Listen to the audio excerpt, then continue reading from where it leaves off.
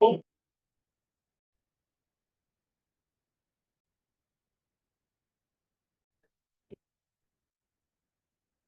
to order a regular city council meeting on this Monday, June 9th, 2025, 5:30 p.m.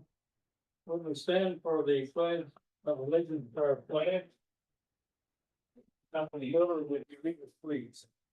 Pledge allegiance to the United States of America and to the republic which stands one nation under God, indivisible, with liberty and justice for all.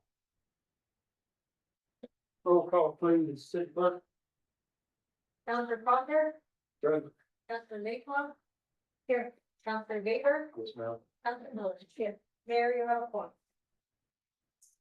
Item 4, on the agenda will be the first one of the entertain a motion to approve the agenda. Make that motion to approve the agenda.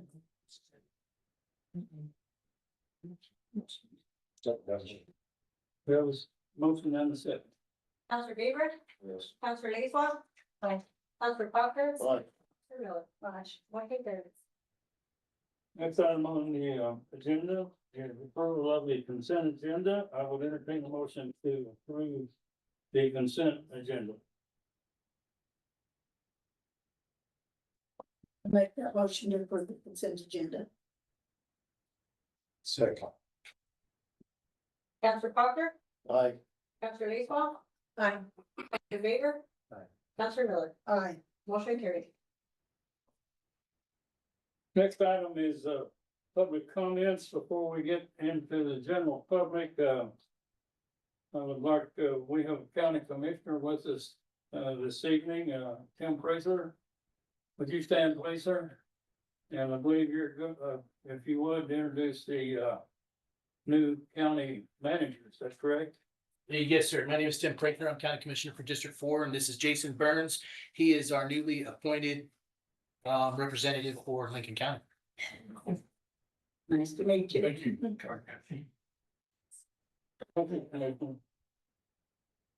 Okay, do we have any citizens or anyone that would like to address the governing body?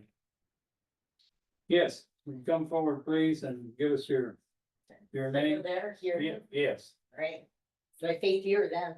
This is my first time over here. And then, go ahead and sit down and speak into the microphone so we can put it on the recording and state your name, where you live. And then you go ahead and make a statement.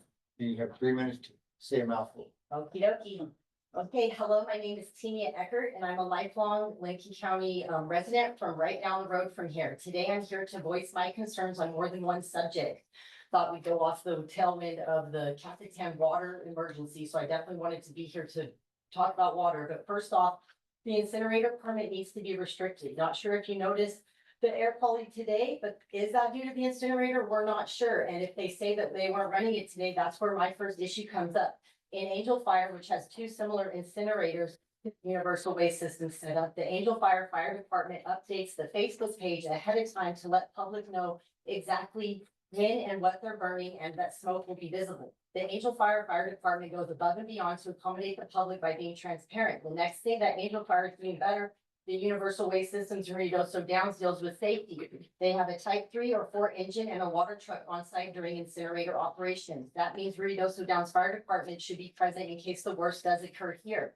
Although Universal Waste Systems permit shows they have defensible space from National Forest on one border, they failed to show in their permit or mention the largest fire hazard in the county located next door. The massive logs and wood 1/2 acre wide and 20 feet tall on the neighboring property owned by Tanner Irons. That wood is putting all of us in this room, everyone in this county at risk. When residents have unsightly debris and are creating nuisances, they get fined or liens put on their property. However, the city of Ruidoso Downs is just letting that monstrosity go down with no oversight or ordinance violations. And then to top it off, they're allowing an incineration facility to start to run 23 hours a day, 7 days a week, 52 weeks a year. Sierra Contracting Universal Waste Systems already had a questionable compost fire that burned and smoldered for 2 weeks, raining ash and God knows what upon our lands, in our water, on our gardens and food, all down the valley during September harvest. What goes on in Ruidoso Downs is affecting all of us down the valley. The compost pile area at Universal Waste Systems has more than doubled, and now there's a huge, massive negligent wood that if caught fire would burn every last bit of forest in all of Ruidoso Downs down. Make them move the wood and restrict the incinerator operations. Lastly, Capitan halted all commercial bulk water sales as we are in a water crisis. I call for action if you guys can do it tonight. I don't know how this worked, but I believe the city of Ruidoso Downs should follow suit. Councilors and mayor, we all in this room, I'm sure more than just me, we urge you to vote to halt all sales to any business entities as residents or on water restrictions. We cannot even fill up kids' pools in our yard and the river is dwindling. We're sick and tired of seeing these endless water trucks fill up in our hydrants and the water being used for projects that don't benefit the community. We also do not have additional water for these housing projects in Agua Fria or on the supposed Irons property neighboring UWS. We really need to think about how our decisions or lack thereof are affecting our daily lives and our future generations, especially when it comes to water and these environmental issues. Thank you. Thank you for your input, and then, we do have, I think the last item in new business, we'll give you some information on this. Sorry, I had to go fast. I wanted to get my 3 minutes in. Okay, so we'll be back to that topic, before the end of the meeting. Anyone else want to address the governing body? Yes. Hello, my name is Josie Parsons. I have been a resident of Ruidoso Downs for the past 10 years, resident of Ruidoso my whole life. 30 years. My concern is the water right and the racetrack and what has been going on there. We have been put in a phase 5 water restrictions for our lawns. And the racetrack can just come and fill up however many water hydrants that they want. I have been at the Riverside Park here in the Downs. I know that the city has groundwater rights at the Griffith Springs, but we also take from All American Park and Riverside Park. But my question is, back in April, when we were all put on this phase 5 water restrictions, why was the racetrack not put on those water restrictions as well? I go to Riverside Park all the time, and yes, you guys have done a beautiful job cleaning it up. We all appreciate it down there. It looks great. However, in the time span from April to May, in the hour that I was there walking my dogs, at least within that hour, 4 water trucks came filling up their hydrant out of our hydrants to go to the racetrack. Why did the racetrack not get those restrictions as well? And now we're all really suffering. Our groundwater is not replenishing itself. These floodwaters, what rain? You know, that is, these spurts of rain aren't doing much of anything, okay? We are still in a very, very big drought. I'm so appreciative of these rains. No, we don't want the flooding. However, we are not getting the replenishment that we need in our groundwater system. So I'm just curious why the racetrack isn't getting harsh restrictions as us as locals are as well. Okay, thank you. Let's, Did you follow? Counselor. Did you follow them? Well, with the seating company on their logo, yes, they were going to the racetrack. I watched them come in day and out. And I did not see the company, but it said seeding on there. And I know the racetrack did seeding in their big culvert that they did, which is wonderful. I understand that. Yes, we want to make our racetrack look beautiful. And all the renovations that they've done down there and pulling out all the dirt and debris, that's gonna save us down the line. However, yes, I watched them go into the track as well, and they just kept coming and coming to just our Riverside Park. We got one measly little park with 2 fire hydrants. So within an hour, having 4 trucks come and fill out, I mean, that was 2 months solid, day in, day out. So that was a lot of replenishment that could have gone back to us in our groundwater and the wells that we have at Riverside Park and All American Park. So I'm just curious where those restrictions lie with businesses. Okay, thank you. And Counselor, really, this was not the place to bring that up. We appreciate it. Thank you. Now let's go to the next item, which is, I think we still have public. Somebody else? okay, Did you guys have something? I know you signed in for me. Somebody. Oh, it's not a regular. Okay, that's just a fan that you're here. My name's Jeff Blue, and I don't live in Reynosa Downs. I've been in around Lincoln County since 1997. I live over in Righteous, Terra. I am involved with, a couple of Firewise groups. And I support, wildland urban interface groups, both here at the local level and at the state level. One of the things and tools that has been a big asset for people for managing fuels is an air curtain burner. And I like to call it an air curtain burner. It's not a smokestack incinerator. So think of it like that. I just want to say that as this thing goes forward with UWS and the application with the state, there's no doubt a lot of logistics that need to be worked out. That we expect that. We being the citizens here expect that. UWS has a responsibility to run the equipment properly. They've demonstrated in the 2 years they've been in the county that they have upgraded their equipment. The state has a responsibility for routine and random sampling throughout. So we want to be sure that expectation is expressed to them. That as this thing's in operation, that it be monitored. Beyond that, the state has released information that we're experiencing twice the tree deaths in the forest than we have in the past. So we've got more fuels that need to be removed. That's not only from wildfires, it's also from citizens' properties. It's from, public spaces that need to be thinned and cleared. And yeah, it'd be great if they could just go out somewhere like the BLM does and torch a big pile, but that's not realistic. That's not safe for them. This air curtain burner is a good tool, and there are others, smaller ones, that are available within the county that are in service. So that being said, I just want to say, be reasonable on your expectations of UWS and the state and us as citizens. So I appreciate being able to address you guys, by the way. Thank you very much. Anyone else, want to address the governing body? Yes, ma'am. I'm Beth Miller and I've lived here for about 30 years. I just wanted to say that I went, down to the, to the place that has the incinerator, and I was underwhelmed. I was actually amazed that it doesn't look as dangerous as I thought it would. Even so, any amount of fire needs to be very closely monitored. But it only burns one log every 15 minutes, so it isn't the huge inflammatory thing that it sounded like. So just putting that out there. And regarding the deaths of trees, the piñons have some kind of a infestation that we probably need help from the Forest Service to address. I've heard things like you can spray a strong stream of water on the tree trunks at certain times of the year. They look like little aphids, and you may find them, they're little cocoons. They're like the size of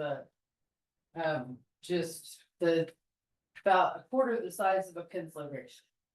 And they climb up in the trees and they begin to burrow into the bark. So when we're in drought, we're even more vulnerable. But we might ask for some help. And I don't know if we need to spray them or what, but it is killing a lot of them. And we like our trees, nice to keep them around. But I do want to say that I think that our current fire chief was correct in okaying this. It's not a extreme danger, but I do think that monitoring the incineration unit is probably very much warranted. And then there's that pile of wood. I think it's Tanner Iron property. I don't know if y'all take a drive by there. It's a massive thing. It looks like it could fall over on the road. And I was just wondering, is that legal? We don't have good court. Go ahead. Well, I mean, I'm just concerned about that. We drove by on the way to the incineration place. And I thought, that can't be right. So anyway, I want to thank you all for what you do. I really appreciate it. I think we have a lot of good people working for this town. Okay, And the water issue, that she mentioned, that is a critical thing. We do need to find out the well that is on the property that this company is using. Our water is really precious.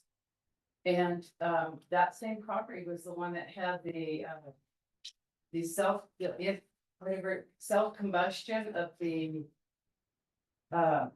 of all that compost. The compost pile. Yes, it caught on fire all by its own self. And so that's. It would be good for us to know. Have public knowledge of how much water that well is pumping, because we're still pumping from the same aquifer. And I think that would be really helpful. And I'm probably forgetting something, but our so-called expert, and I think he is, Joe Jarvis on these questions that have been asked. I wish he were here, but, we'll ask him. yeah, we can. Cause he has the answers on these things that some of us don't. The other item was, now I can't remember which one, I was not the one who mentioned it, but it's a good thing to bring up. It would be good to know what the insurance policy is for this incineration, that the company that owns it, in case they did have a spark get out, because apparently every 15 minutes they have to open the curtain. But they're also limited to running it, I believe, under 20, under 15 miles an hour. Wind. Under 20, but but they they don't don't open the curtain when it drops through. That's one of the, Drops through? Okay. that's one of the subjects that that we'll get into. Policy, if you guys could request that so that we have that in, just so it's public knowledge that they do have an insurance policy that would cover the public in case something did happen. They said they were well insured, but I think we need to know precisely what it is. It'd be interesting to know, the state of New Mexico Environmental Department, I think is who has been involved with that and issued the permit. But we're gonna have some information on Okay, thank you, under new business. thank you. Anyone else, address the governing body?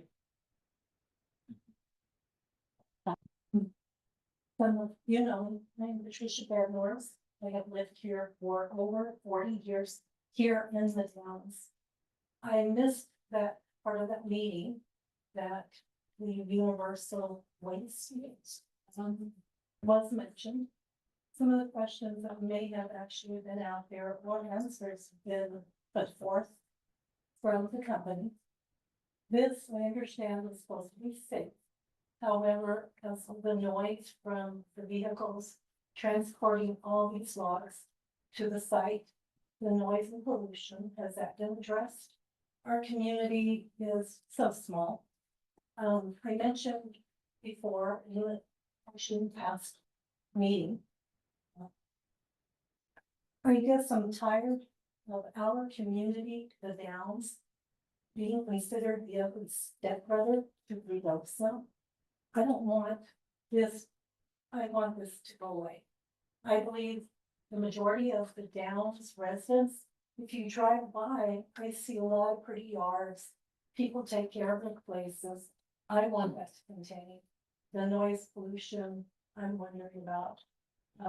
The other question I have. Does Rios Downs benefit at all from this waste? Nothing. Nothing. Okay.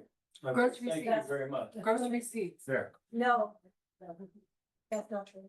Well, please consider this while the decision is made. Thank you. Anyone else, went to address the governing body? That's it. Sorry. Where in the council might be on the other. What was your previous? Express my concern about Russian. You never heard of the last, or Eric, you have to be discussing it. Now, I also heard the words firewall. I'd like to inform you that my neighborhood is not improved with firewalls. My neighbors have been trimming, have been cutting, as well as myself. But the brush just keeps growing. It's not going. I know there's a meeting about talking about FEMA. I hope you all have been informed about that. It can help the brush removal. What you guys are discussing that. Also, there's more refuse. You go back by those piles, you'll find construction material, furniture, TV, appliances. That's all growing too. It's not. The other concern I have is the stoplight now. I noticed weekend before last during the holiday weekend, the light was changing pretty quick. I don't know if you have an influence in that. But I saw several accidents nearly happen because those big trucks are coming through them. You understand, slowing big trucks, I get that. But it's also causing hazards because those trucks can't get to the light before the light changes. I know that for a fact because I was in one of the trucks. So if you guys can do something about the timing of that light, study it, make sure you get the timing. Again, express my concern with the refuse and Rigo Sedan, we need to figure out a way to get cleaned up. Hope you guys are working on that. And also, I believe it was May 14th, UWS put on a public meeting. And they, I think most of the people that are in here were educated a lot in that meeting. I'm not picking on anybody, but I noticed there wasn't a single member of the governing body there that night. I hope that's Thank you, Mark. We were all there.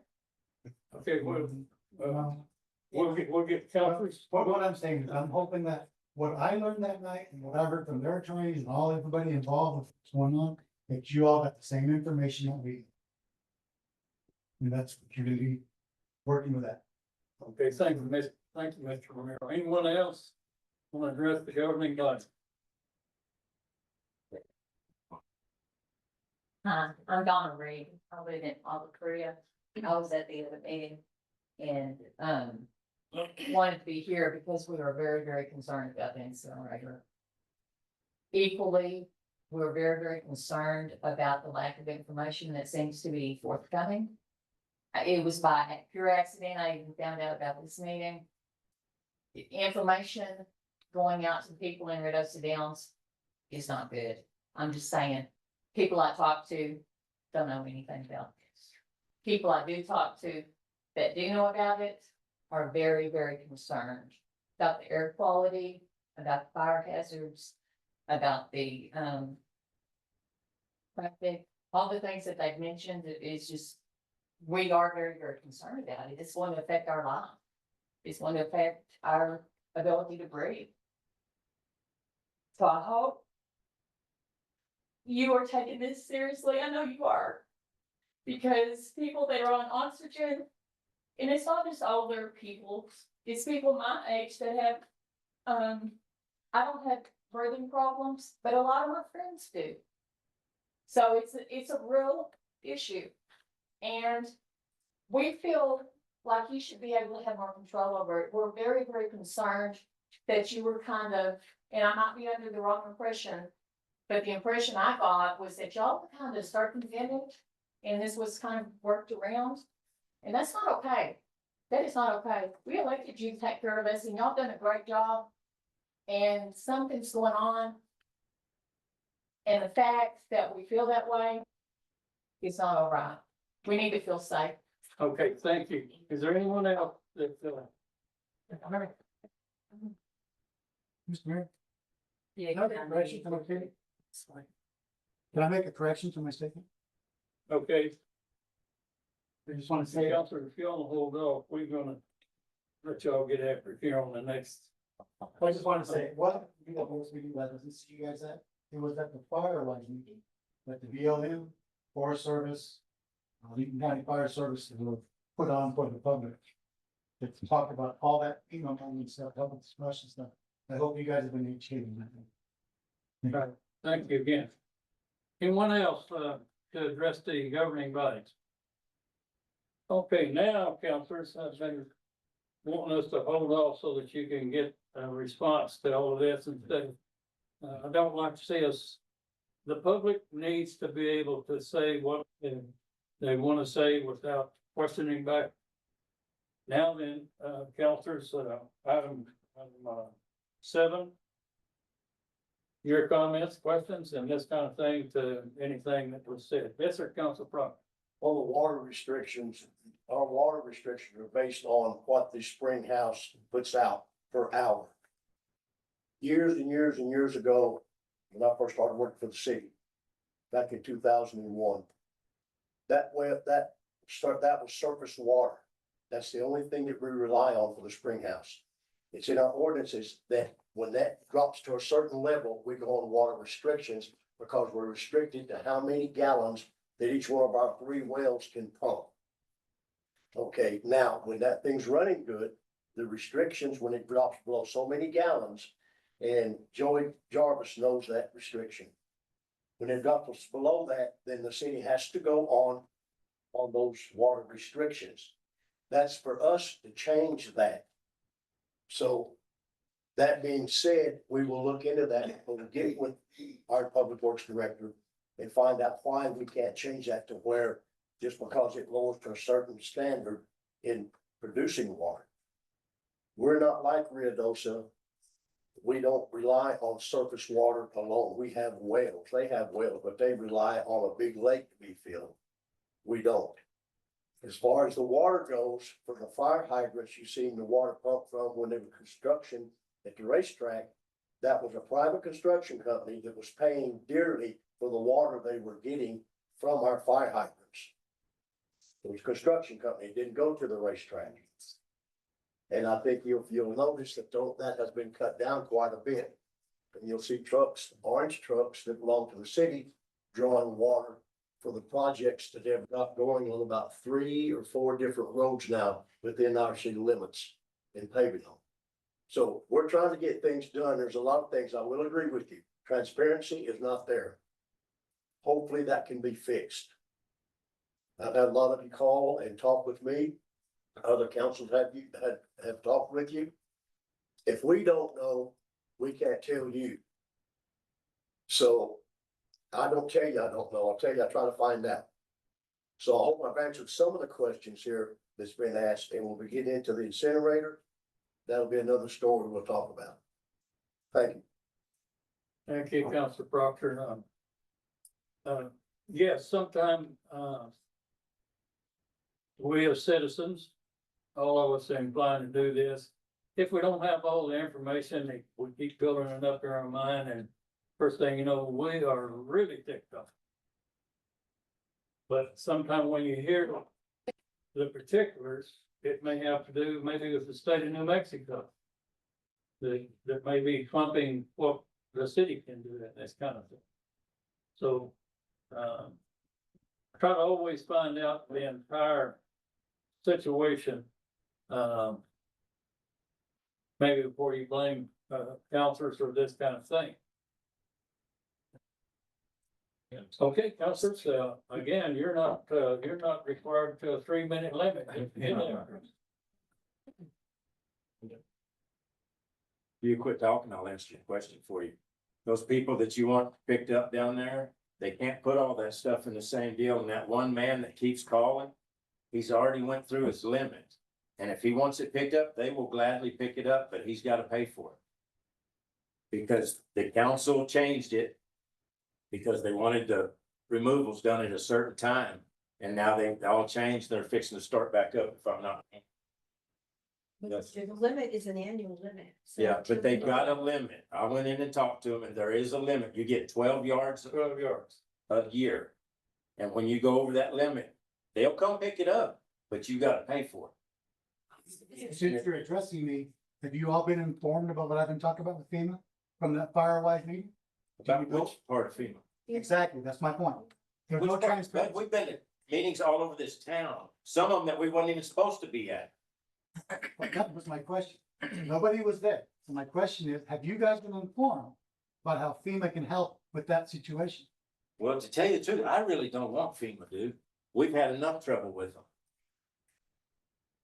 So you'd rather just build up all the What? brush and let it burn? You Spit don't it want to out. use that? You don't want to use them to get that stuff cleaned To up? get what? The brush. This has got to do with Green Tree guy.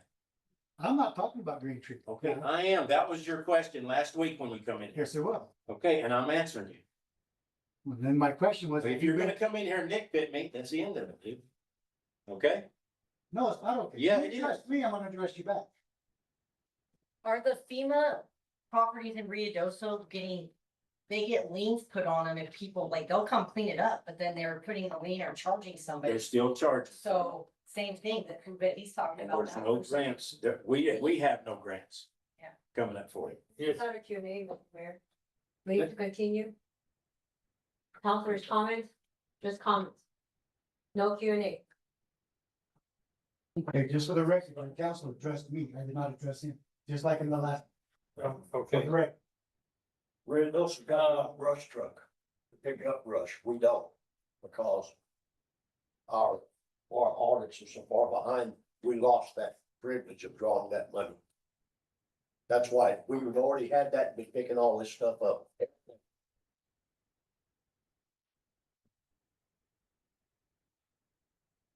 Yes, Counselor.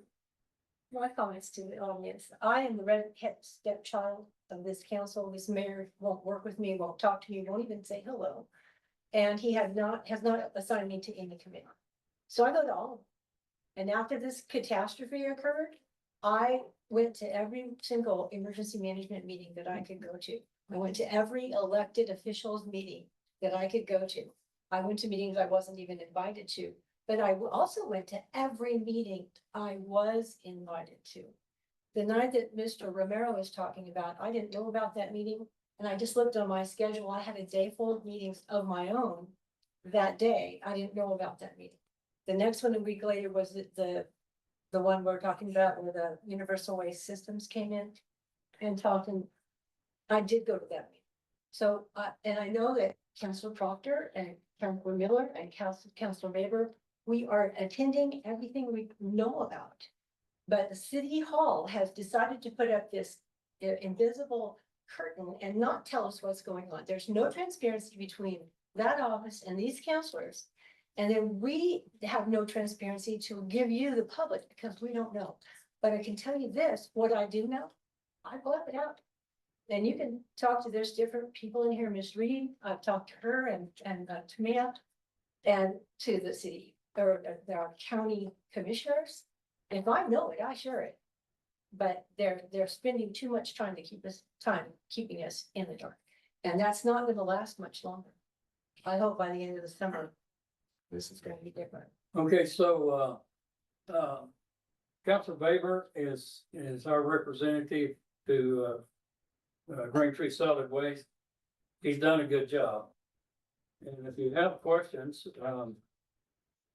he'll be glad to help you. The thing we need to watch out for is to make insinuations to a counselor, this kind of thing.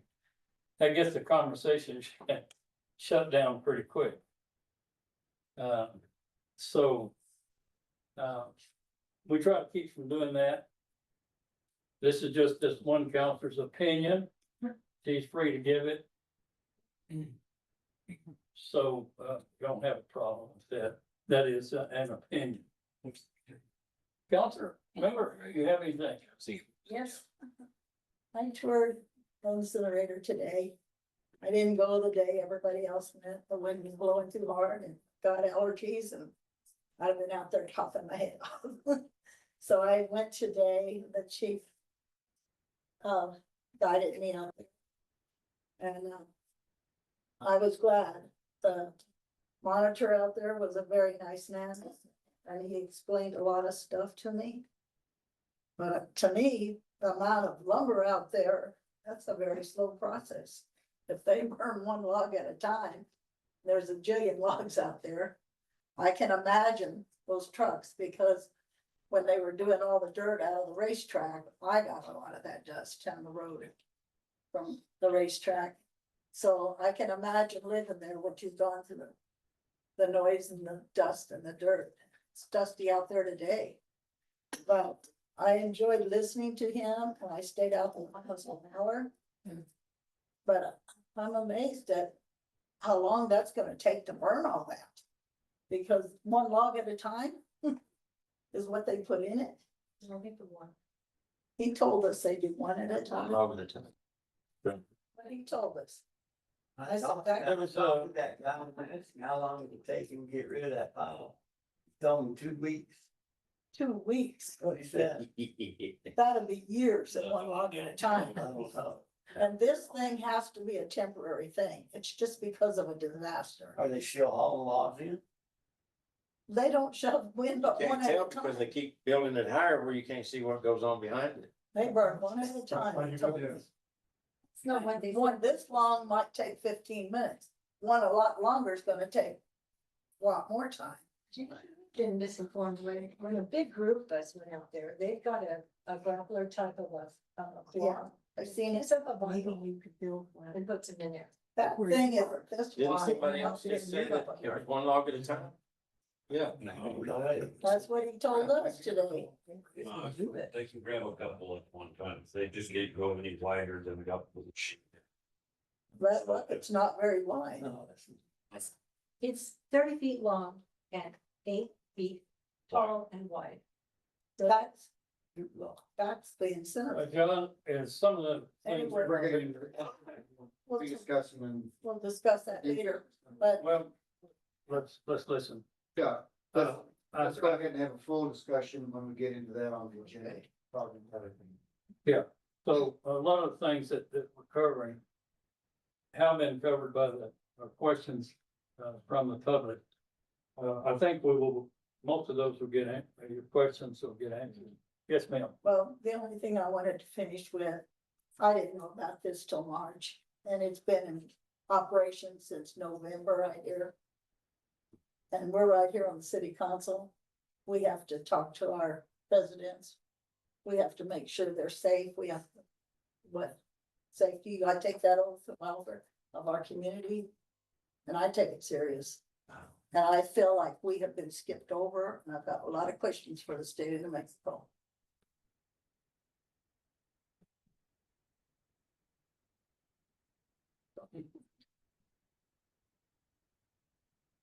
Anything else, councilors?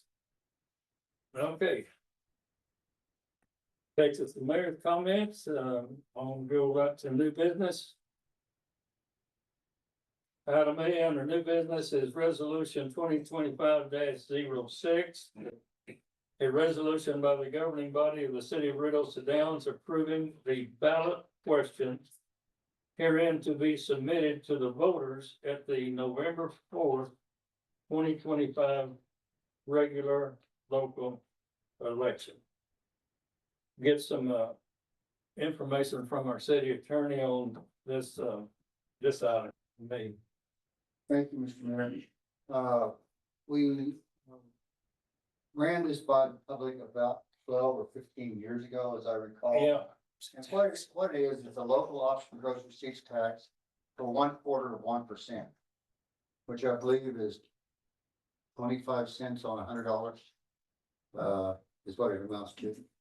So, I've called the, State of Mexico Taxation and Revenue today and haven't received an answer based upon our gross receipt tax last year, how much money this would raise. But it can only be used for certain things such as museum, cultural events, things of that nature. One of the primary things that I believe that, and as Ms. Miller that requested this be put on the agenda, that this tax would be for us to, get our museum back up and running. Which has been down probably 4 or 5 years now. So, but it's a type of tax that can only be put on the ballot during the general election in November of this year. And it is something that the citizens have the opportunity to vote on. And so I know that generally folks are not particularly happy with any increased taxation on their money coming in. But this is what I would consider to be an exception, because basically what it does is it goes to build business within the city of Riddles Downs, as opposed to not be beneficial for business. And so this is something that we need to discuss as a council as to whether or not we want to go ahead and take action on this. I don't believe this is an action, this is an action item tonight. So, so. I apologize, we go back to the.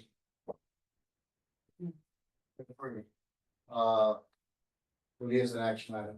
So it's a matter of whether or not the council would like to put this on the ballot. It's not a matter that the council can impose. It's a matter that the council can turn over to the citizens as to whether or not it's important enough for them to have a quality of life gross receipts tax that would be used for certain matters only within the city of Rio Downs.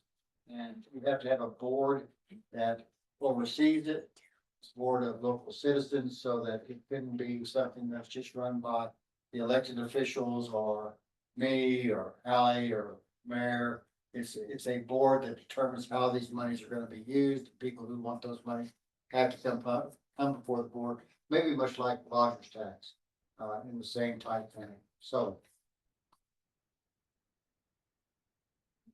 that is the basics of it, Mr. Portion of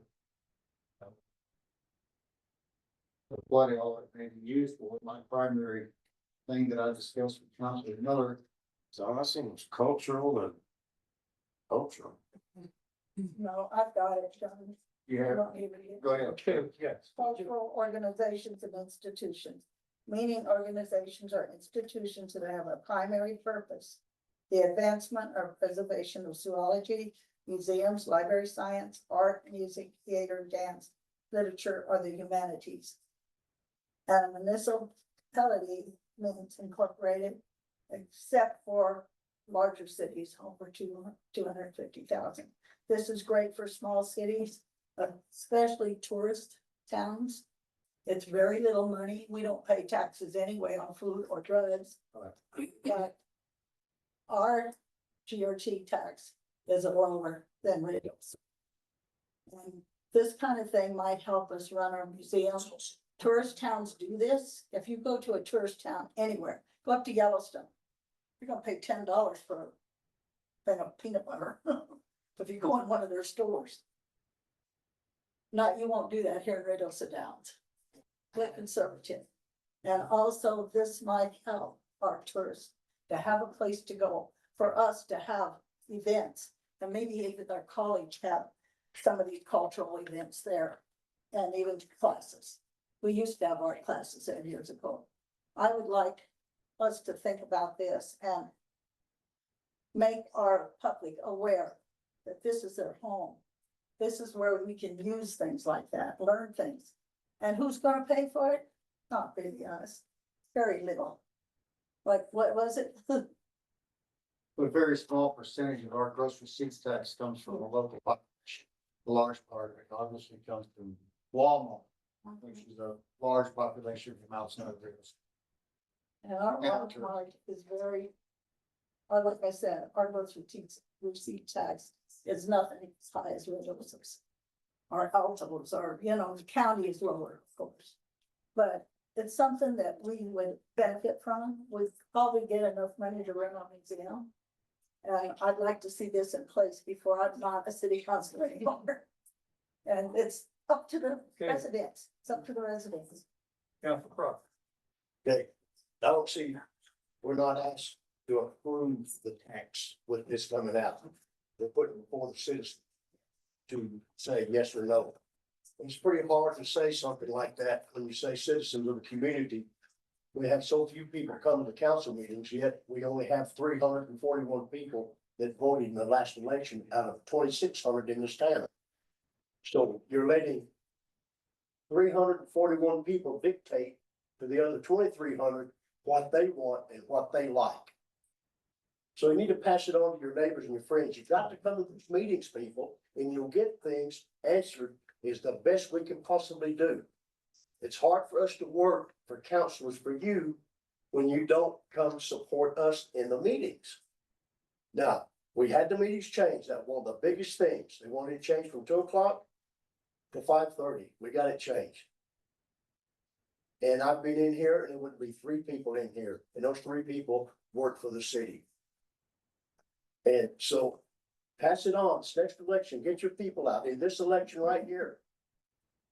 Get them out there to vote. You're the ones that are asking this or denying this, not us, not the councilors. I'm gonna approve this to be put on the agenda, put on the vote, so that you can either pass it or deny it. That's not what we're doing here now. We're just saying, yes, you're gonna put it on the ballot. Thank you. And that's a good point to bring up, counselors. It's simply whether or not what you decide tonight is whether it will go before, on the ballot at the next, election. That's right. That's what you'll be deciding. Yes, and it has to be soon because it has to be in place 60 days or something before the 89 days. election, 90 days. So that's my question for Mr. Underwood. What is the deadline to get this into the county to be on the ballot? July the 7th. July the 7th, My birthday. so we have a little bit of time. I'm a little frustrated because our own ordinances say that the powers and duties of this governing body here is that we are the corporate authority of the municipality. And all the powers vested in us through the city council, we possess all the powers granted by law, by ordinances, by other offices, and if we are the governing body, the four of us, and we are the legislators, I want to know why we never have an opportunity to talk about this stuff. The only thing we've done since I've been a city councilor, and that was October of 2021, is Councilor Proctor wanted to have some kind of a Jake break. Right. Yeah, that's nothing. This is big. And other big things that our city council should be able to talk about, we're not getting to talk about. And I think this is big. I think we should have a workshop. I think we should talk about this. I don't think that this is something we should take lightly. Well, I'd like to- I'd love to see if you don't think something that we got done. To keep the noise down on the interstates, on the highway 70 going out through there, it's nothing big. Did I say that? Yes. I'm saying, as a city councilor, stuff comes in front of us and we don't get to put it on there. If we're the legislators, we should be the ones deciding what ordinances need to be updated. We should be the ones to decide we're going to talk about this. If not, I'm tired of stuff getting stuffed in front of us and vote on it. Here it is, vote on it when we haven't had an opportunity to have a workshop and talk about it. And like the mayor said, that's my opinion. David, you know. Well, I was just trying to meet the deadline and I came in and asked Ellie and the mayor if this is a possibility. He said, let's ask John. He went through it before with those things. It didn't pass. And the reason why it didn't pass, we had a small bunch of people, not all the voters. They were against the museum. They were against the trash. Transit. They were against everything.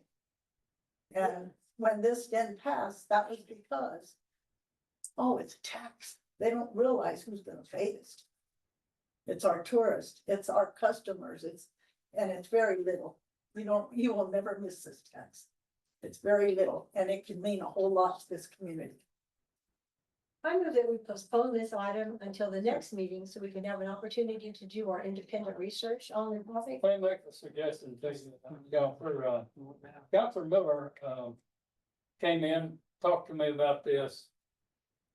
Here it is on the agenda. You might try that. You won't let me even down off. Okay, so any other counselors, any other? I made a motion. Yes. Postpone this till the next meeting. You don't have much time, I'd rather pass it. Because We're gonna go ahead with it. it's something that's important to our residents in this town and our tourists.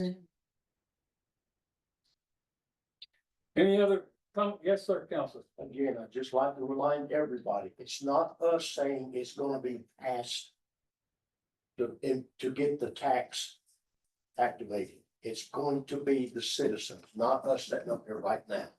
I can't make that strong enough. And thank you for doing that because that's an important, it's important that the community understands that very thing. So thanks again. You repeated it twice. Just approving this to go on the ballot. That's it. Yeah. Nothing else. Okay, so item A, I would entertain a motion to Mayor, approve. is the motion on the table? Do we have a second? Made the motion. Second. Yeah. I made the motion to postpone this on the next meeting. Is there a second on that motion? Then the motion dies. If, anybody else like to make another motion? I'll make the motion. A, under new business resolution 2025-06, resolution by the governing body of the city of Red Oaks Downs approving the ballot question herein to be submitted to the voters at the November 4th, 2025 regular local election.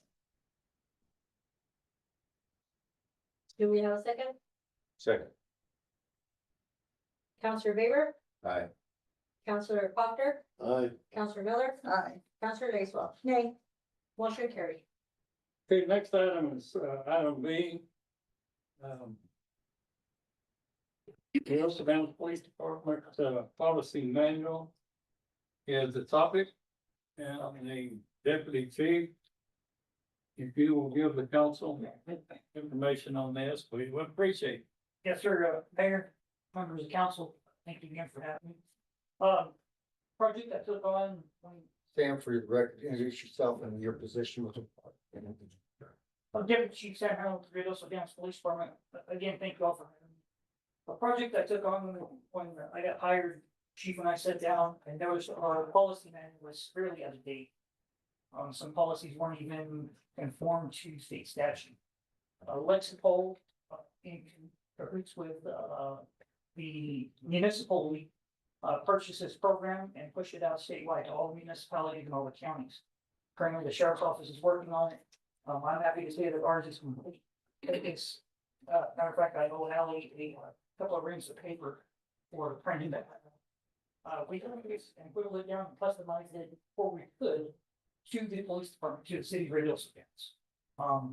There are some sections that are state mandates, there are some sections that are federal mandates. When it comes to hiring. Some other sections through there, some of the regulations involving tribal and stuff like that, when it comes to dealing with tribal members. It is all lined out in there. But what this will do not only brings us into 2025 and brings us up to date with everything. It gives the officers a guide of how they're supposed to do their job professionally and within the confines of the law. If y'all have any questions, please come see me. I'll be happy to explain situations, explain sections. Yes, sir. Okay, other question. Did you change anything? Again, the only thing that we customized, so Lexipol sent this out, 730 something pages. I got it down to 534 pages. The only thing that we changed is the stuff that we could. The state statutes are still in there verbatim. The federal CFR codes are still in there. We couldn't change any of that. Legal hangings, all that? Yeah, all that's still in there. Counselor. Thank you. That is the way to approach that. It looks. No, I just wanna know if y'all changed anything. Yeah, there's so much, it would take so much, and what you're doing is the way to approach this situation. Yeah, the only things that were major changes or major to the chief and I, were vehicle maintenance, uniforms, appearances, with everything going on. Unfortunately, we'll throw Albuquerque into the bus, but with everything going on with Albuquerque, officers not appearing in court. That's in here in black and white that they will, or they're gonna answer to one of us. Oh, cool. There's some stuff that is really strict. Reports will be done before they go home at the end of the shift or at the end of their work week. So I've made it strict in some places and a lot of, some other places, I would say a lot, but some other places they have some wiggle room, but they still need to contact one of us, before they make that firm decision. One of them in question that always comes up is the red flag law. It's a state statute that we have to follow. But I was able to put in there that they need to contact the three of us, so we can sit down and make a firm decision before anybody's rights or taken that far. So it covers us and it covers the city. Counselor. So I understood it's a state statute that a non-certified police officer is not allowed by law to drive a police. That's incorrect. Okay, so what is is that rule addressed in your manual? No, it is not a state statute.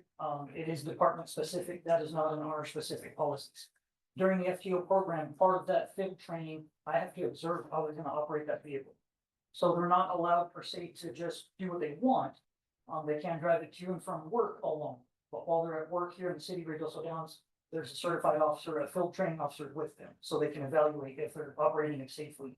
How they're operating it in an emergency response versus a non-emergency response. Okay, and that makes sense. So Yep. we're talking about a non-certified officer who is being in the process of being a That's certified officer. I'm talking about a person who's neither. They're not a non-certified, nor are they a certified officer. What are the laws about them driving our police officer? There is no law. There is, city ordinance, there being a personnel policy or a city policy. But in this, it's pertaining to the members of the police department section would be for the members of the police department. I see. That would be more of maybe a self-insured fund question for the municipal league. Okay. Okay, Council Crowe. I read through this. And I'm sick because of it, I'm sorry. okay? Now, two things jumped out at me. Yes, sir. I'm a stickler for maintenance, Yes, sir. okay? And I noticed in there, you said that they would take and they're responsible for the maintenance on the vehicle. But you didn't specify if it'd be a daily check, every other daily check on the oil, belt, stuff like that, So- what they can check. In the supervisory section, that supervisor has the authority to do it at his discretion, whether it be weekly, monthly, daily, hourly. I left that up to the discretion of that field supervisor once we get that far. My rule of thumb is once a month, and it's gonna be a surprise inspection. You know, I'm talking about. How often do you check the oil on your personal vehicle? My personal Yeah. vehicle, once a month. Once a month? You wouldn't make it my outfit, man. I don't drive my personal vehicle as much as I do a police car. Okay, the second question is, I read in there where you have, probationary people, and you're gonna counsel them on their performance every 30 days. Yes, sir. In the FTO program, it's a three-phase program, so they have, phase 1, phase 2, and phase 3. They're all either 3 to 4 weeks, depending on where you're in. I understand it. It goes above state Stuff on policy. 90 days. It goes above the state policy, but yes, every 30 days, and that's to keep my hand on their thumb, or my thumb over them, mostly for their physical fitness. When they go to the academy, I want them to be able to go to their academy and make their run, make their sit-ups and push-ups, so we're not wasting all that time when they get to Santa Fe and can't pass anything. You got them fit when you send them. Yes, sir. Okay, that being said, then you've got a ruling in there that's gonna hold your feet to the fire, chief's feet to the fire, or your supervisor's feet to the fire, that every 30 days a probe is gonna get an evaluation. Right now, they're testing every 2 weeks. Whatever FTO is with them, they're doing their mile and a half every 2 weeks. But yes, in here, But it didn't say nothing about just physical. It just says they will get an that's evaluation correct. through that probation period every 30 days. That's correct. Okay. So that means you've got, what, 2 probation, 3 probationaries, 4 probationaries right now? Well, and the entire department is on probation right now. besides the chief. Except for the chief. So the chief's the one's gonna be doing the evaluation. Yes, sir. 1 July, you'll hold your feet to the fire, 30-day evaluation with 4 probes. So. That's what I'm getting at. That's Yes, sir. not an awful lot. Yes, sir. There is policies in here that are, for lack of a better term, well-rounded. It places everybody's feet in the same fire. Okay, now then, since I've been here, I don't know, 94, when I moved here, I've heard Ruidoso does this, Ruidoso does that. I could care less what Ruidoso does, okay? Yes, sir. Just where I live. Absolutely. You bleed any of this from Ruidoso Downs policies. Nope, this policy came directly from Lexipol. Okay. It was put out by, again, the municipal league bought into this program from Lexipol. I was so happy that I didn't have to go to other agencies and cut and paste. This is why it's customized to the city of Ruidoso That's Downs. a big habit around here. Yeah, there's nothing in here that's gonna say Okay. any of those agencies. Think that's why you're having trouble getting officers? Because it's strict?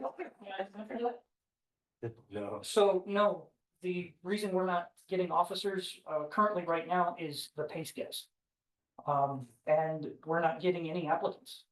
It's been Go ahead and tell him what you got. Yeah, how sure. probably a month since I've got an application for a police officer that can pass the background, number one. Is our biggest holdup. The other one being pay, the pay scale right now, the sheriff's office, state police is hurting us a lot. Because their entry level pay, we just can't compete with. Right now, thankfully, we can pay an uncertified officer a little bit better than Ruidoso. And the sheriff's office until they get certified. Once they get certified here, the sheriff's office got a 20% increase starting July 1st. And they can afford it. And more power to them.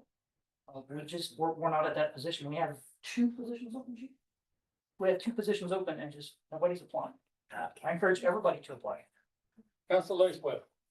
Thank you, Mayor. I move that we approve the Rio Dosa Downs Police Department policy meeting. A second. We have, Nice vest. we're still like. Still open for discussion. You got one more? Okay. We're gonna motion in a second. Counselor Poplar, Aye. Counselor Miller, Aye. Counselor Baker. Aye. Counselor Raisel. Aye. Motion carried. Thank you all. Yes, sir. We're just, since we've got the county here, I was just wondering, in respect to that, testimony, if you guys would be willing to lower your pay so we can hire. You do a job out of Do that.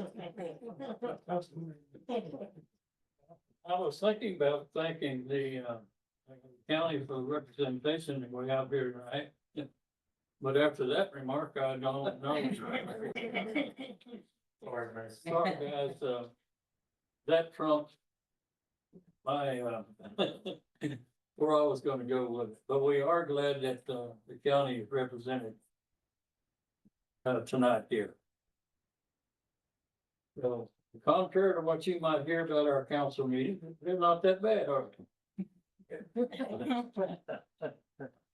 Okay. That takes us where are we, city clerk, item C.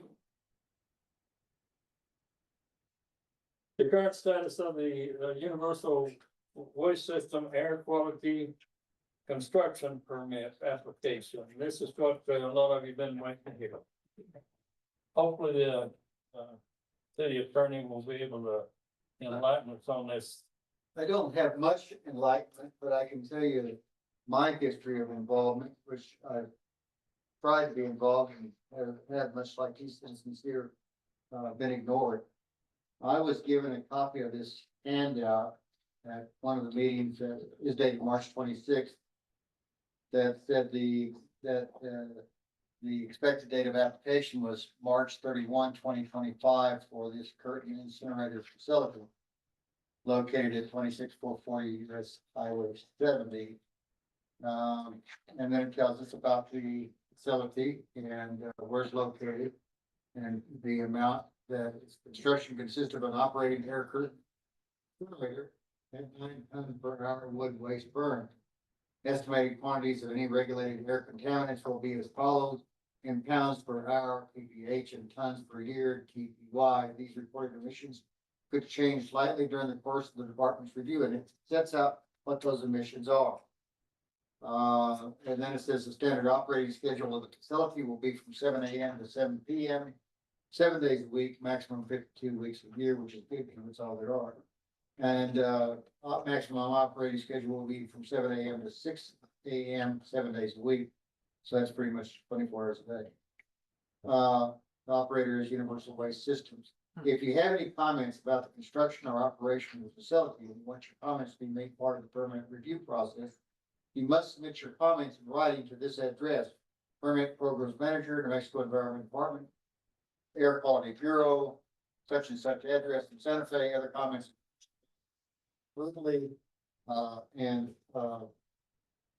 has a number for you to contact. So I contacted the number that was given the next day, and I talked with a lady in air quality department by the name of Melinda Owens. Melinda Owens referred me to,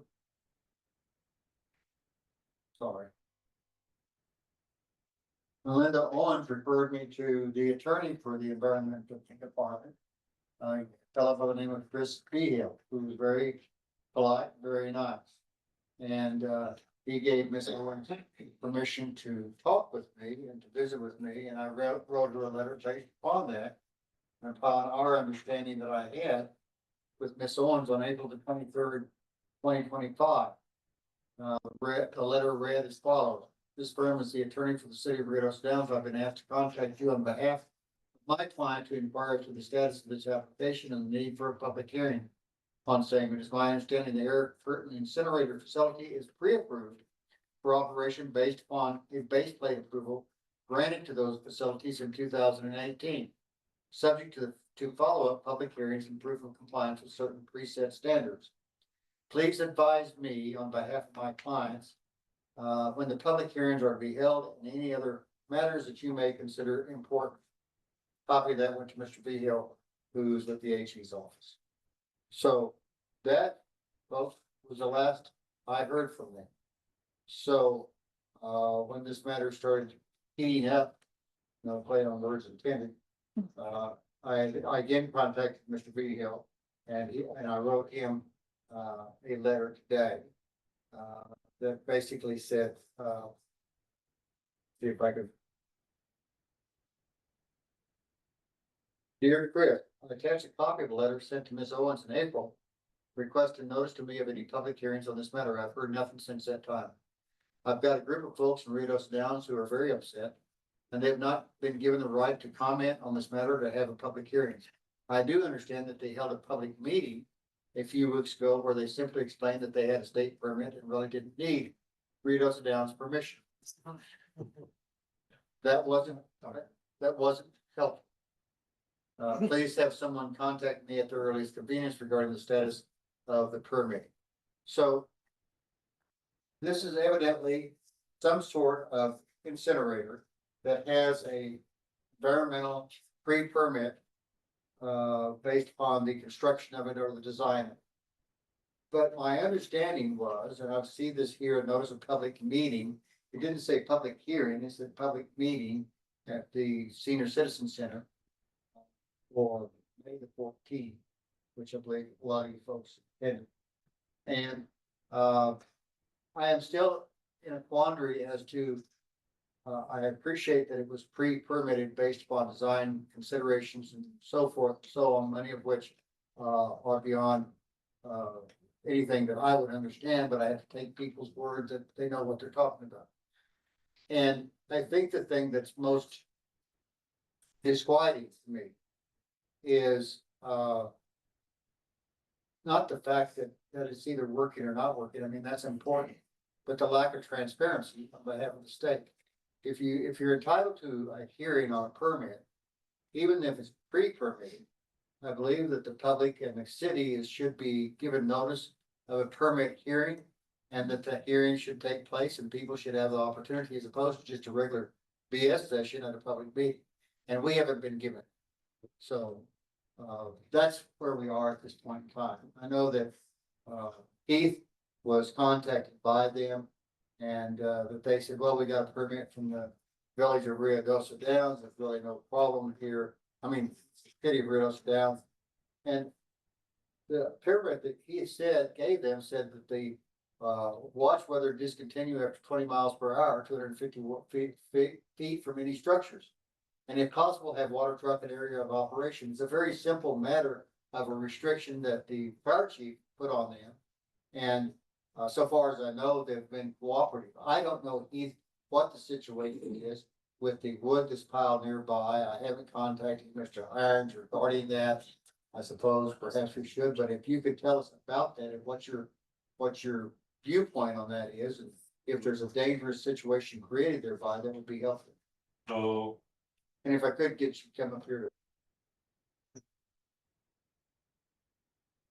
I know you really enjoyed the microphone a lot there. Mayor, members of council. Introduce yourself, please.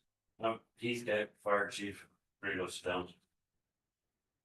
So the pile that's on the side of the road isn't UWS, that's Standard Irons.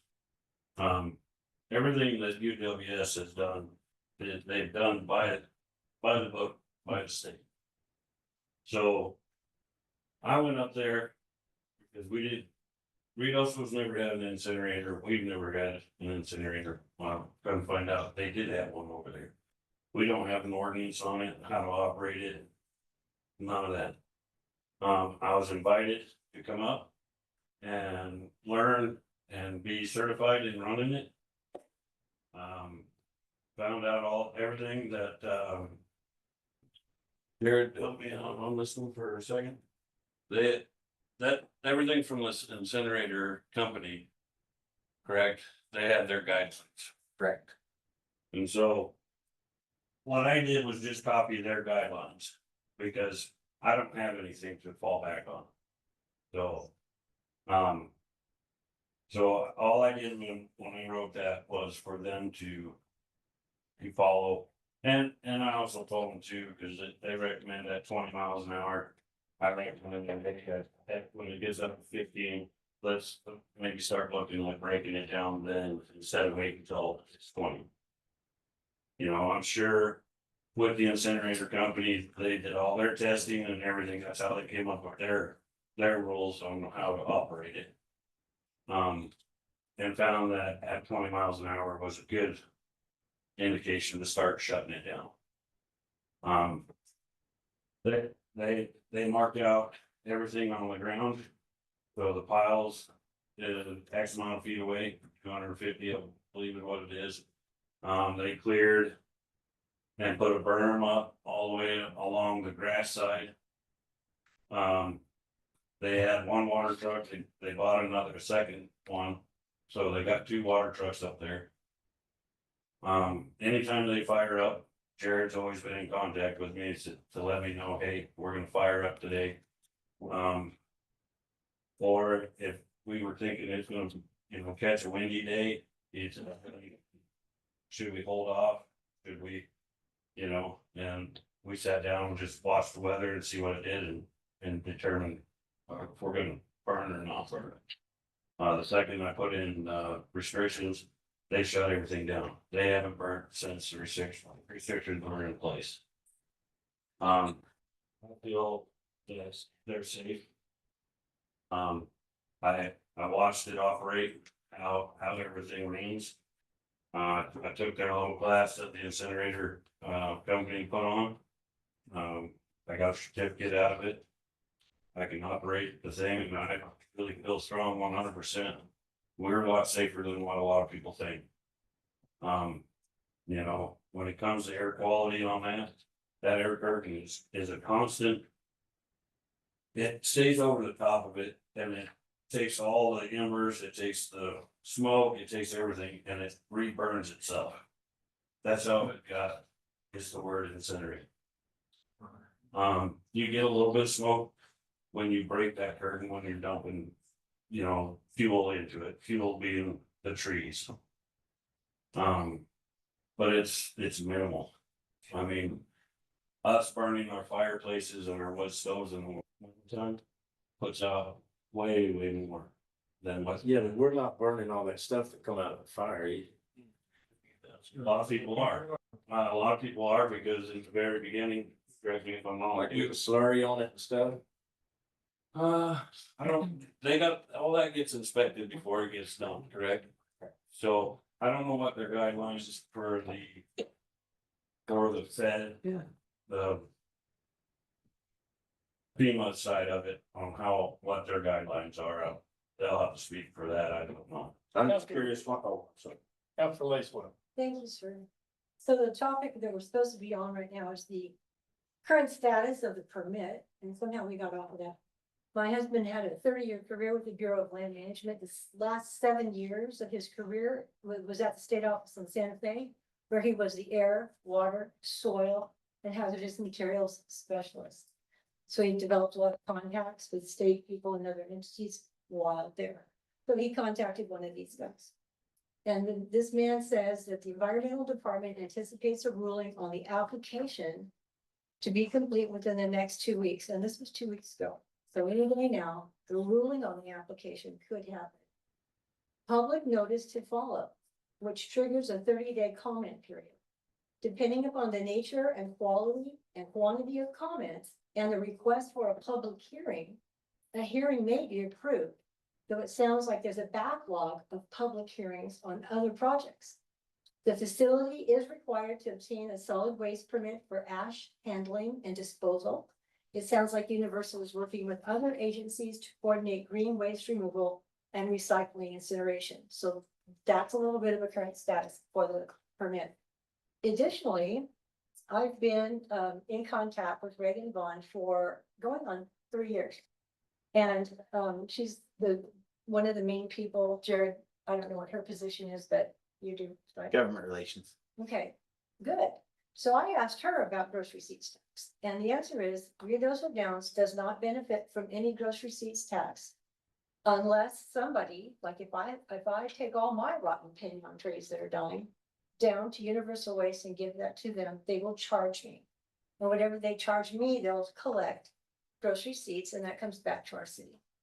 That's the only money that Universal Waste gives to our city. The county has their county collection, they get the grocery receipts on that. Apparently FEMA or somebody is paying for all that stuff coming down the mountain. I don't know, that's me guessing. We don't get receipts on it, grocery receipts. We get a little tiny bit on what little amount our community takes down. Council Baber, did you have things? I'm just curious why, like you went to the company, all the information. Mescaleros had one burning for years. I'm just surprised that y'all didn't go out there and ask them. Instead of going to the company that's not gonna tell you if it's wrong or right. They just want the incinerator in here. And the bad thing about it, everybody's talking about the incinerator, but everybody in town, I ain't heard one person say, yeah, we want that incinerator here. That guy right there, he lives where? In Sonterra. Yeah, he ain't gonna have to breathe it. I'm just curious, One thing I keep saying.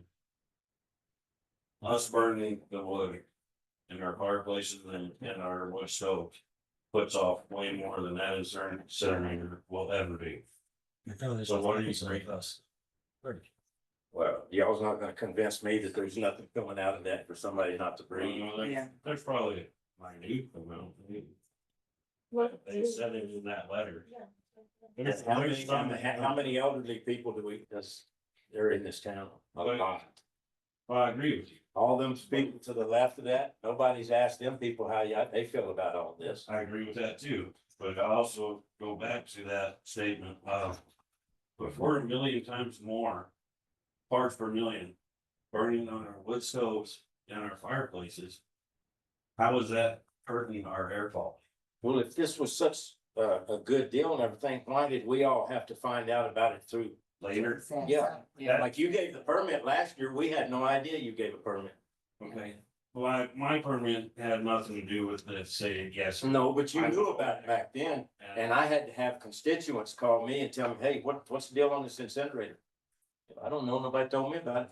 You got the number you can call. You could have come to the council meeting and said, hey, by the way, I gave a permit to the incinerator. Councilor Proctor, what you got? Councilor Proctor. For the safety of our people. That's what that permit before. Okay, number one, we don't get monthly reports anymore.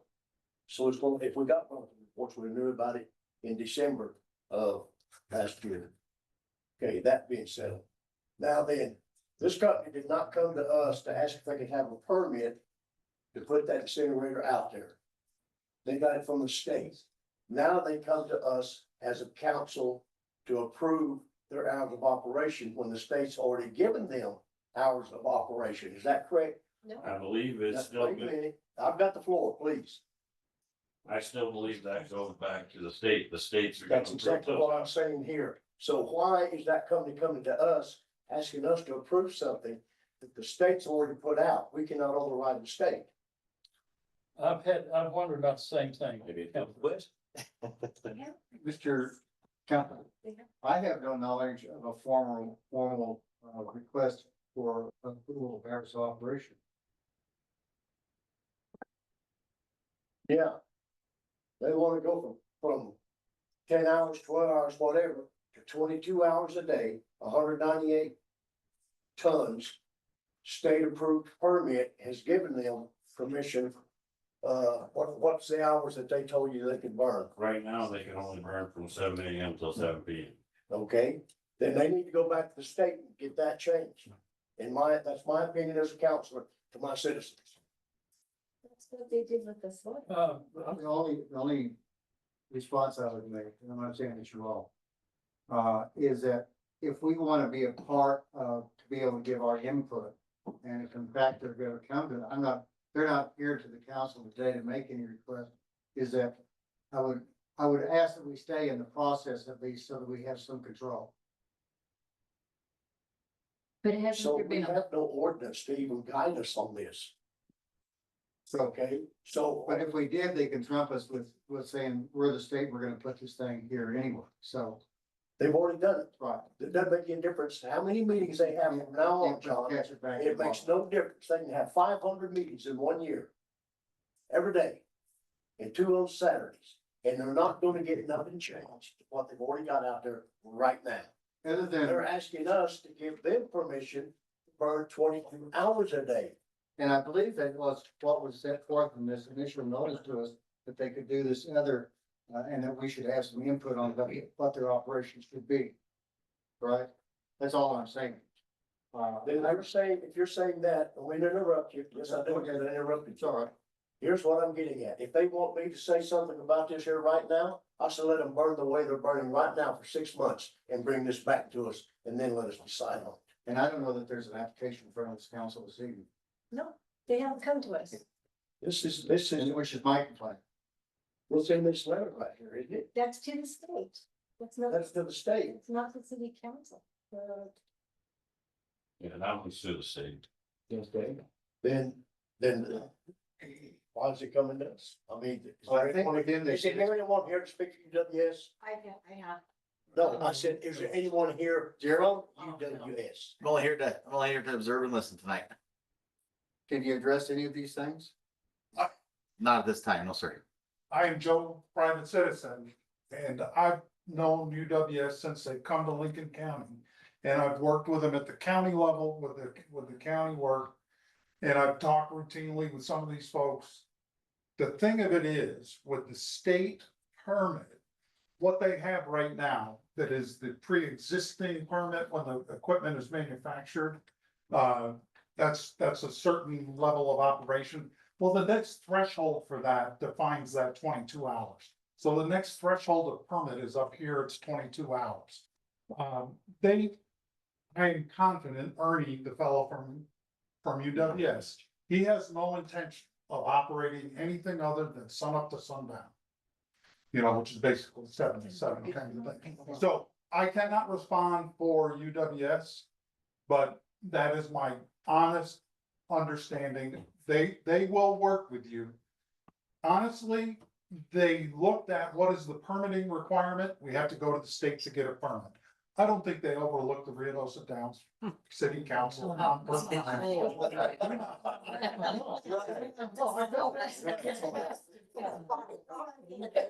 thank you very much. I'll be doing 2 shows tomorrow. But that said, you know, they looked at where do you go to get the permit? You go to the state, okay? So now, and like I say, I believe they want to work with everybody here. They want to work with citizens who have concerns to address their concerns. They want to work with the folks that are here. they want to happen. If they did, they wouldn't have hit it for a year. If they would come to us, they would come to us like you're sitting there right now, sir, and said, this is what we would like to do. UWS would like to bring this incinerator in. Instead of being coyotes and going up there and then. That's what I'm getting. Well, I can Don't appreciate that. don't backdoor this little community. Right. I can appreciate that. Now that Come in here and tell us that. Yeah. Thank you. All right, here's something I'll stop. I'm wondering about, and maybe this is a good time since we have a couple people from the county. Because, air quality is not gonna go to our city limit and then stop. Right. Has the, county gotten involved in this, or is this gonna get you started thinking about maybe some things? Generally, the state of New Mexico trumps the city. The county often trumps the city. But I'm just wondering if you guys have had any thoughts on this, that might make a difference. Almost didn't listen to those. Yeah, no, That's the volunteer. this is Jason Burns again, he's the new county commissioner, correct? County manager. Yeah. County manager, Yes, sir. okay. Mr. Mayor, councilors. This is obviously a point of contention. There's several heightened opinions and aspects to this. And there's several ways to approach the issue that we face as not only a community, but as a county. I can tell you that on our agenda tomorrow is a fire readiness initiative that has several aspects of what the county intends to initiate and champion as preparing our communities and towns for the next fire, which is when it's tomorrow. Chairman Fisher got that. So we are very much worried about when the next fire is, because it will be when we're not ready for it. And we're trying to be ready to prepare for it. As far as these specific issues within the village, or I'll take it. The city limits. You know, at the end of the day, that is in the city limits, and the county does not have any purview over that. We have purview over what's in the county. I can tell you that we are evaluating several solutions as to how we better prepare to fight the next fire with fire barriers, with some of our strategic water locations that we're sure we'll be talking to the chief about putting one somewhere here close, because you're right. We're not, it doesn't stop at the city limits. This is a group effort. And it's everything you talked about tonight, with fires, with water. We're very much in this together. And that's why you have representation here tonight from the county, because we're interested in hearing what you have to say. Because we're gonna be coming to you to involve in what we're doing. As far as the incinerator and where this currently is, I can tell you, that this is one solution that we are currently evaluating within the county. Not only a set point, but a mobile incinerator that we can get around to where it needs to go. Now, don't get me wrong, a lot of y'all's concern is for your community, your folks, and your air quality. We're hoping that where we're wanting to do this, that won't be a factor, and at least that we can mitigate and plan it to where it's not a factor. I know we're also including shredding. I know we've talked to UWS. We are very much, this is a bigger plan than just a tomorrow. That we are needing a tomorrow solution. So we're trying to balance that and bring it forward. So I'll stand for any questions on what I can answer. That's currently where we're at and what we're moving towards. I have something possibly, State Representative Harlan Vincent. Yes, sir. And I'm trying to remember the bill as 298. It's one of those, I know which one you're talking about. Okay, Counselors, where I'm going with this, he has provided for, grants. Okay, he's provided for grants for municipalities to apply for these grants that will allow for thinning out the forest around this, in our case, around this community. We are in serious danger. The prevailing wind comes from the southwest to the northeast. I A lot of has been burned north of the highway. I can tell you, we've been talking to Harlan recently. He is still very much wanting to support with what he's obligated and more. And that's gonna be one of our top priorities, with providing that barrier that we talked about for the thinning. And we're gonna be talking to you real soon with a in coordination and conjunction project to get out here very, very soon. That's kind of where I was going with part of this, if maybe the city and the county working together. Oh, yes, very much. That's very much the intention. Well, we're thankful. He's done a lot of good, and this is one of the main things. There is so much timber in between the travel center and here. Prevailing wind, there won't be any of the town left if the salt fire had got out. You're right. Completely out of hand. goes. Yeah, And with that thinning, we have to come up with a solution of where it goes. So that's where some of these solutions are coming, that we're vetting out very much to try to figure out what the best solution is for everybody. That we fully intend to come engage you and have your comment and participation with as we bring those ideas forward. The other thing, I know we've talked several times tonight about public meetings. I can tell you that our fire services director, Aaron, he has held public meetings about the firewise communities, about some of these other things. And if we'd like to schedule another one, we're actually very much willing to do so.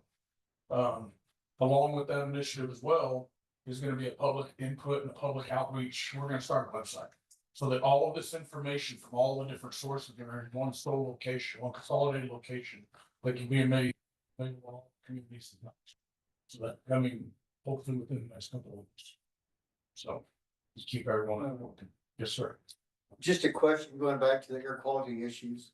I don't know if you guys have looked at the question came up initially of that air created at that incinerator going across Riddlesdown's boundaries into the county. And as far as I know, because I haven't been told anything else, is that the air quality meets the standards that were set forth in the initial application. So what I can tell you is that, myself and one of our other commissioners, we did go tour the site over here. I didn't have the opportunity to see the machine run, which I'd really like to, just because for my education and see how that works. What I can tell you is that the gentleman that's doing all the testing is currently working for our consultant that's doing all the FEMA mitigation and whatnot. And that all the NMED inspections, all the hazardous tests and everything are at par. They communicate with NMED on a very regular basis. And as far as we can tell, they're doing everything by the rule of law and by the book. So we have gone and looked at that with the same. Thank you. is it permissible Yeah. to involve people that are not council? You have your meeting, Mr. Mayor. It's after meeting the city council. Okay. Then in that case, Mr. Williams. Yeah, I was gonna ask, I don't need a microphone, I'm pretty loud. I was gonna ask, what's in it for these guys that burn the wood? I mean, I don't see you take a bunch of wood, you haul it down, it costs money to haul it down to this place. You put it in the furnace and burn it up. You can't sell the fly ash. Unless you might find somebody in the concrete business that will take a little bit of it. But I was just wondering, what's in it for the city and what's in it for them? I know what's in it for the city. They're getting some of the trash and the logs out. But what's in it for the company? You know, they gotta be paid by somebody. Who's gonna do it? Council Proctor? I think that FEMA's covering that bill there. And if I'm not mistaken, I think, the fire chief informed me that FEMA's supposed to start acting on for the next year or 2 years. Come in and pick up any of the wood waste around our community. Is that still in play? Yes. Who do they have to call to get a hold of that? So Right, or they they just supposed to call, start? get a hold of me and then I'll get a hold of people. And, you know, Go ahead, Mr. Williams. I'll talk later. Members of the council, we've got one organization in this town right now that doesn't pay any taxes to the city itself. All we get is the people that come down to take part in the racetrack, stay in motels and things like that. But we don't get anything from the track. Nothing. Now we're gonna have another organization that takes all this wood, burns it up, and there's gotta be a profit being made here somewheres, and I'd like to know who pays it. The city gonna pay it? The citizens gonna I pay saw it? a hand go up. I do have a little bit of. Well, and I'm sorry. way in the corner there, Miss Reed. Yeah. Actually, I had 2 questions. well, there was somebody behind you even. No, Okay. Then go ahead. In regards to the public hearing, what recourse do we have? Well, Are we if gonna get? everyone else from Lakeville, I believe she had some great information that she gained from BLM. well, from the Because, state, that came from the state. so when I talked last to Chris Vigil today, his explanation was much the same as what you received. He said, John, we have had so many application hearings that we're running behind in our application hearing. But we intend to have a hearing and we're sorry that we haven't notified you of that. So I think that bears with that. So with all that, Mr. Reed, I don't know if they come and tell us, we have this hearing, I think we get to have public input, but at the end of the day, whether or not you're able to remove that incinerator from the area, I don't know the possibility. And they've already ignored your, to some degree. To this day and you know, it's a different sort of state. I've always told people that mañana doesn't mean tomorrow. It just means not today. That's the last one. Thank you, sir. On the 14th at the meeting that Jerry Romero has referenced a couple of times, before that meeting, the city councilors and city county commissioners and a dozen of us went up to that facility and got to meet Jared and other representatives of the company and find out how this thing works. And they're very much a community-oriented company, and that's, you can ask nationwide, statewide, that's a fact. The logs that they're getting, the ones that are actually usable, they buck them up. And they took a whole truckload of those curved fireplace cut logs down to All American Park and dropped them off. They were there for like a couple hours and then they were all gone. Yes, sir. They actually split them too. Oh, wow, okay. So it wasn't just the logs, they actually split them and everything. Then they're also chipping up what they can to add to their compost piles. And what doesn't have any use anywhere else goes into that incinerator. And it is literally cremated, just like a body. It's cremated and there's very, very little left. But there's gonna be public hearings and I hope everybody comes up and says what they need to say and we'll get all the information we need. Then it's just a process and this isn't gonna happen tomorrow. But Chief, I was wondering, when you get told they're gonna burn, can you put a notice out to the community that they're gonna burn? Yeah. We got that big, The marquee. big boat down there, did take one minute to have City Hall. Well, that'd be helpful for everybody who drives by. I don't usually drive by. I can put it on my Facebook page as well and just see the same on theirs. I know not everybody has Facebook, but we can try and get it out there if it's possible. Yes, ma'am. I was at that incinerator meeting and what, because we know the track, we don't see any of that income into our community, so what are they gonna bring to us? And I asked, okay, you're making mulch, awesome. And can we get some of that mulch back into our community? No, we have to buy that. So that's kind of a bummer, this, all coming in, nowhere in town. They ship it off probably to Albuquerque, I'm pretty sure, I could be guessing, I'm absolutely guessing, but nowhere in the community is that replenishing us. So another big bummer with that. Councilor Miller. I addressed that today with the monitor there, and he said if we need a file, the park somewhere, they bring it to us. Oh, that would be wonderful, at least we can. Oh my God, a resident called me today about the wood. He said, why don't they let us, like they do out at the dog park? Why not let us cut some firewood down? You know, and I don't know all those answers, but he did tell me today if residents need compost and we could provide a place to put it, that they could do that for us. That'd be wonderful. My biggest idea, though, about who owns this business? Who owns UWS?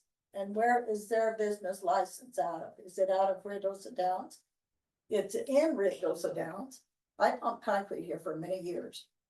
And wherever I did a job, that's where I had the tax, not the permit.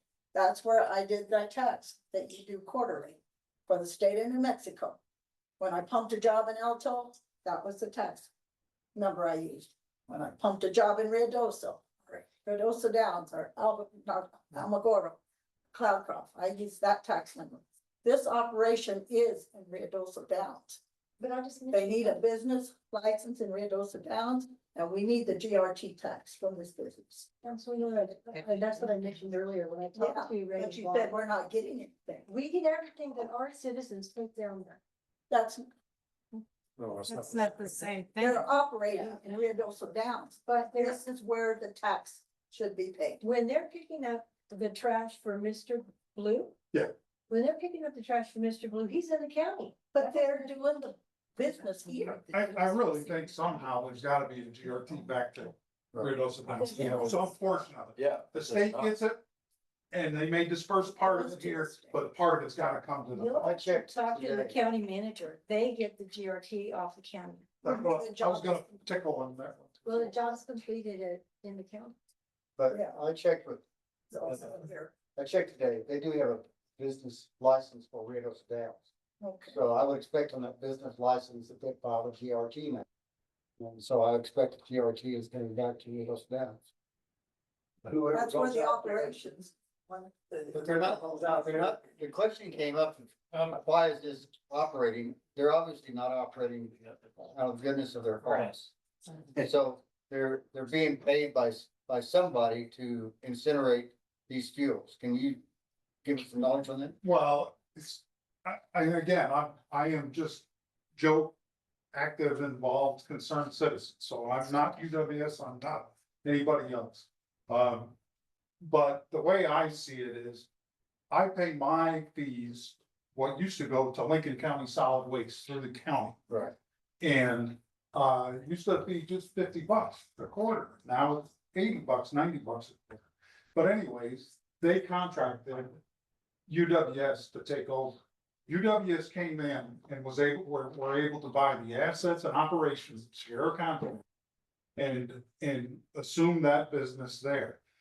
They're able to take in green waste, which is a good thing, like I've said, you heard me say before. They take in green waste and they're able to mulch what they can. What they can't mulch, if it's too big, I think they've been sending some big logs out to the sawmill. That's true. And so they've been sending some big logs out to the sawmill, so that's good. But then ultimately you get down to something you just can't burn, or something you just can't mulch. So they want to incinerate it. Their options, if they can't incinerate it, is to drag it down to Oro Grande or down to Roswell. So you've got to load it, transport it, return, deadhead a truck back up. So there's some incurred costs that add up pretty quickly with that. So they're looking at, how do they mitigate that cost? Yeah. And that's what they're trying to do with this burn. So they're not being paid anything to burn the waste? No, and again, this is just me, my little pinheaded self. They're just burning it out of the goodness of their heart for us. Well, no, they're burning it for volume reduction, to reduce the volume. Proctor, go. Yes, thank you.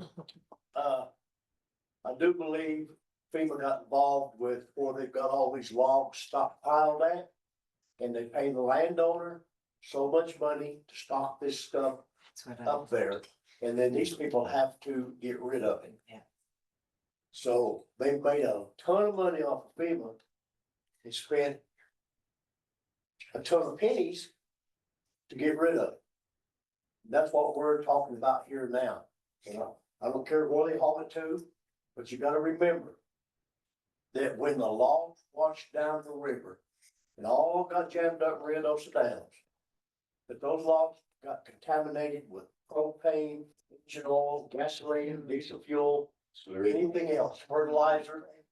Now then, you're going down here and you're gonna pick up these logs that they cut. Do they have somebody out there's got a PhD and go out there and say, this log is safe? Did they drill holes in it to say the water didn't sink all the way into it, absorb all the way into it, and you're gonna put it in the fireplace and burn it? You need to think about that before you go start picking up wood from them people that split and put it in your fireplace. Cause you're gonna put more stuff in your lungs doing that than what's gonna come out that incinerator.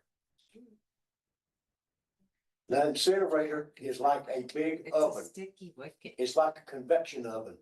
Instead of taking 3 hours to do your pot roast or 6 hours to do your pot roast, it'll do it in half the time. That's what that thing does. But get back to the meat and potatoes in this burning is, do we want to talk about approving this thing for them to go these hours that they're asking for.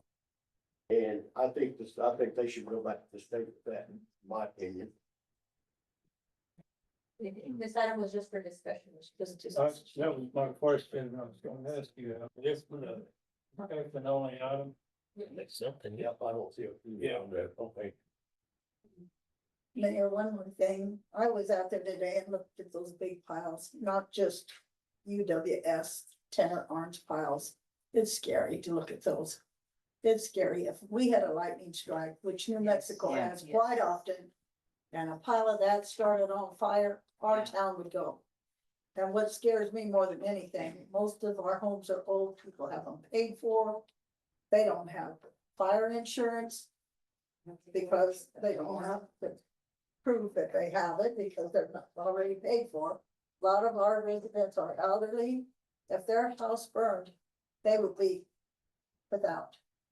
They don't have insurance. And a lightning strike and a pile of wood like that would take out this whole town. And that's what scares me more than anything.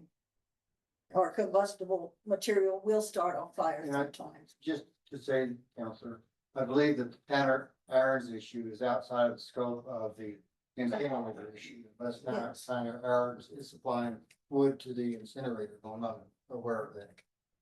Well, they're gonna burn it somewhere. Is that to be burned at your incinerator? I was told shade, but we worry about our little piles in our neighborhood.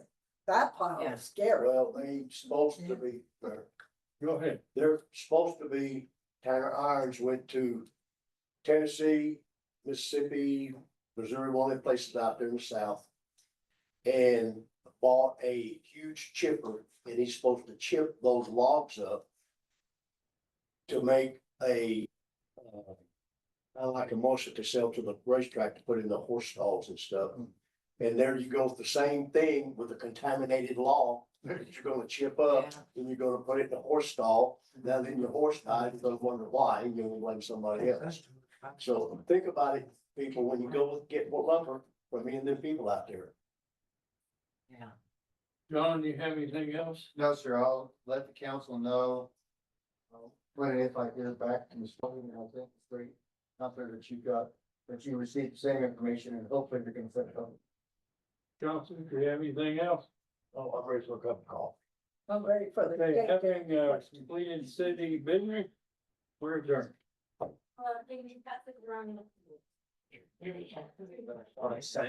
that other gal down there, I was hoping to catch somebody, one of the ladies that was sitting back there.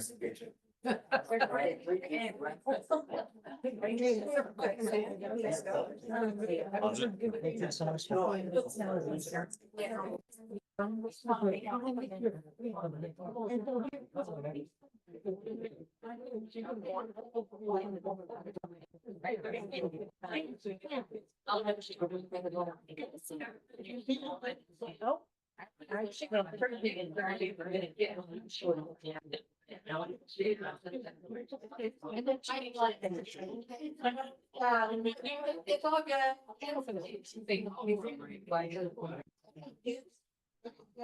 I'm still.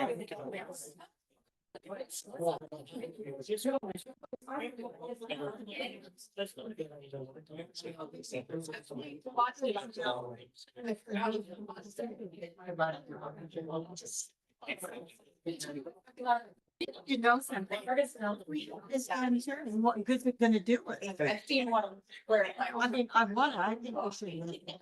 You need to know. I think I'm looking at sense. Get any better? Right there. Probably money.